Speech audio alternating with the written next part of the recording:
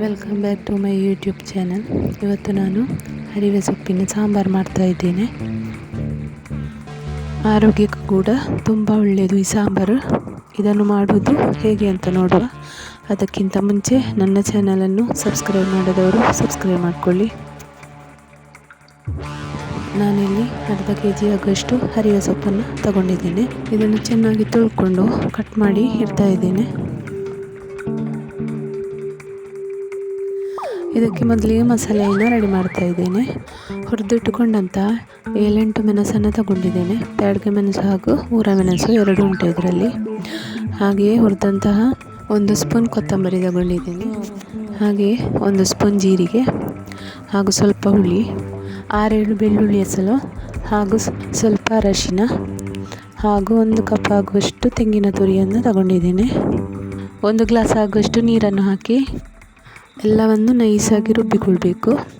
ಈಗ ನೈಸಾಗಿ ರುಬ್ಬಿಕೊಂಡದಾಗಿದೆ. ಈಗ ಇದನ್ನು ಒಂದು ಮಣ್ಣಿನ ಪಾತ್ರೆಯಲ್ಲಿ ಹಾಕಿಟ್ಟಿದ್ದೇನೆ. ಅದಕ್ಕೆ ಕಟ್ ಮಾಡಿ ಇಟ್ಟುಕೊಂಡಂತಹ 1 ಈರುಳ್ಳಿ, 1 ಟೊಮೆಟೊ, 4 ಕಾಯಿ ಮೆಣಸನ್ನು ಕಟ್ ಮಾಡಿಟ್ಟು ಹಾಕ್ತಾ ಇದ್ದೇನೆ. ಇದನ್ನು ಮಸಾಲೆಗೆ ಹಾಕಿ ಚೆನ್ನಾಗಿ ಮಿಕ್ಸ್ ಮಾಡಿಕೊಂಡು 1/4 ಗಂಟೆ ಇದನ್ನು ಚೆನ್ನಾಗಿ ಕುದಿಸಬೇಕು. ಈಗ ಮಸಾಲೆ ಚೆನ್ನಾಗಿ ಕುದೀತಾ ಉಂಟು. ಈಗ ಇದಕ್ಕೆ ರುಚಿಗೆ ತಕ್ಕಷ್ಟು ಉಪ್ಪನ್ನು ಹಾಕ್ತಾ ಇದ್ದೇನೆ.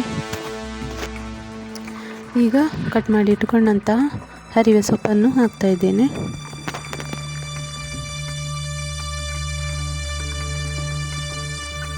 ಇದೆಲ್ಲವನ್ನು ಚೆನ್ನಾಗಿ ಮಿಕ್ಸ್ ಮಾಡಿಕೊಂಡು ಇನ್ನೊಂದು 1/4 ಗಂಟೆ ಸಣ್ಣ ಉರಿಯಲ್ಲಿ ಬೇಯಿಸ್ಕೊಳ್ಬೇಕು.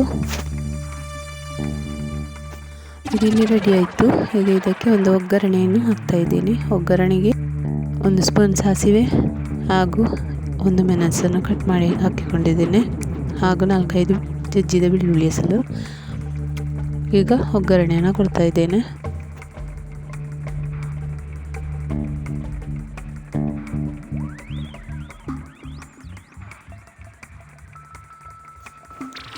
ಹರಿವೆ ಸೊಪ್ಪಿನ ಹೆಲ್ದಿಯಾಗಿರುವಂತಹ ಸಾಂಬಾರು ರೆಡಿ ಆಯಿತು. ಇದನ್ನು ಅನ್ನದೊಂದಿಗೆ ಚಪಾತಿ, ದೋಸೆ ಯಾವುದರೊಟ್ಟಿಗೆ ಬೇಕಾದರೂ ತಿನ್ನಲಿಕ್ಕೆ ಒಳ್ಳೆ ಕಾಂಬಿನೇಷನ್ ಆಗಿರ್ತದೆ ಈ ಸಾಂಬಾರು. ಇನ್ನೊಂದು ರೆಸಿಪಿಯೊಂದಿಗೆ ಮತ್ತೊಂದು ವಿಡಿಯೋದಲ್ಲಿ ಸಿಗ್ತೇನೆ. Thank you for watching.